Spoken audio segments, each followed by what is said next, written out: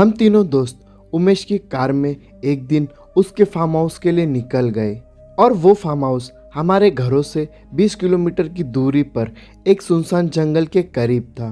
और जब हम उस फार्म हाउस में पहुंचे तो हमने देखा कि यह बहुत पुराना है और उमेश ने बताया कि ये फार्म हाउस मेरे दादाजी ने बनवाया था और पिछले 5 सालों से ये बंद पड़ा है और उस फार्म हाउस की रखवाली एक गार्ड करता था।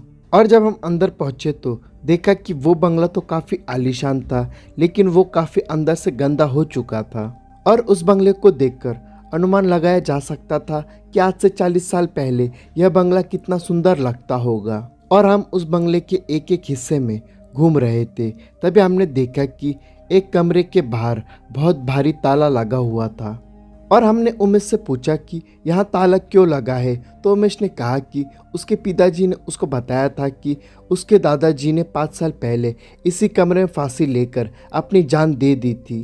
हालांकि उनकी फांसी का कारण कोई पता नहीं लगा पाया है, लेकिन तब से यह दरवाज़ा बंद पड़ा है। जिसके बाद अब हम सभी एक बड़े से हॉल में जाकर बैठ गए और आपस में गपशप मारने लगे। और तभी आशीष ने कहा कि मैं बाथरूम जाकर आता हूँ, और फिर हमने वहीं पर बैठकर मस्ती मजाक करना शुरू कर दिया। और आशीष को गए काफ़ी देर हो चुकी थी और वो अभी तक वहाँ पर नहीं आया था, तो हमने सोचा कि वो कहीं बाहर घूमने तो नहीं चला गया। और फिर हम उसको ढूंढने के लिए बाहर गए और गार्ड से पूछा तो उसने बताया कि यहाँ तो कोई नहीं आया। और अब हम वापस घर के अंदर आकर घर का हर एक कोना ढूंढने लगे। तभी उमेश की नज़र उसके दादाजी के कमरे की तरफ पड़ी तो हमने देखा कि उस कमरे का ताला टूटा हुआ था। और हम डरते हुए उस दरवाजे के करीब आए और दरवाज़ा खुला तो देखा कि आशीष उस कमरे के एक कोने में बैठा हुआ था।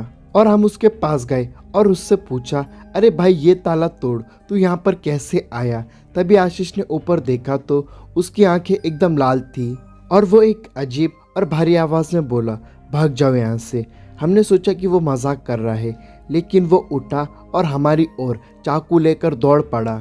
और हम दोनों डरते कांपते हुए वहाँ से बाहर भागने लगे और वो भी हमारे पीछे आया। और जैसे ही वो कमरे से बाहर निकला वो बेहोश होकर नीचे गिर पड़ा। और फिर हमने तुरंत घर पर फ़ोन किया और घर वाले एम्बुलेंस लेकर वहाँ पर आ गए और वो कुछ दिनों तक बेहोश रहा। और जब उसे होश आया तो वो सामान्य था और डॉक्टर ने चक्कर आना उसकी बेहोशी का कारण बताया। और हमने घर वालों को यह घटना कभी भी नहीं बताई, लेकिन हमने जब आशीष से पूछा तो उसने बताया कि जब वो उसके दादाजी के कमरे से होकर गुजर रहा था तो उसे किसी की आवाज़ सुनाई दी। और जैसे उसने पीछे मुड़कर देखा तो उसने देखा कि उसके दादाजी की आत्मा वहाँ पर खड़ी है और वो उन्हें देखकर डर के मारे बेहोश हो गया। और इस घटना के बाद हम फार्म हाउस पर कभी भी नहीं गए और हमको एहसास हो गया था कि उस उमेश के दादाजी की आत्मा आज भी उस फार्म हाउस में मौजूद थी, जो कि किसी का इंतज़ार कर रही थी।